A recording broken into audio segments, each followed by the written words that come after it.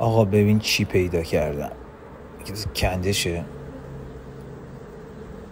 بچه زنبوری که از زنبوریستان جدا شده اومده کنار زنبوریستان توی تنه درختی اینطوری منبافی کرده. نژاد کارنیکا، کیفیتش همینه. با 2 دستم این شانو نمیشه نگه داشت. برای ثبت سفارشش عدد 1 رو برام بفرست.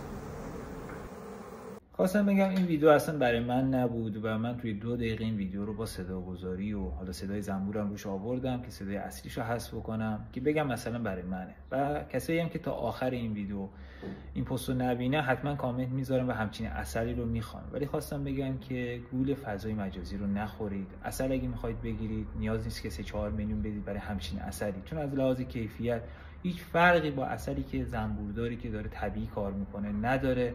زنبورداری که دوران شب به زنبور خودش شربت نمیده، عسلی هم که برداشت میکنه کاملا خالص و طبیعیه و برای من زنبوردار هیچ فرقی نمیکنه. حالا ما هر سال همچین کلونیایی رو پیدا میکنیم یا دوستان هستن به ما زنگ میزنن و میریم براشون برداشت میکنیم، ولی تجربه‌ای که من دارم طعمش هیچ فرقی با عسلی که من از توی کندوی خودم برداشت میکنم نداره. بس گول فضای مجازی رو نخورید.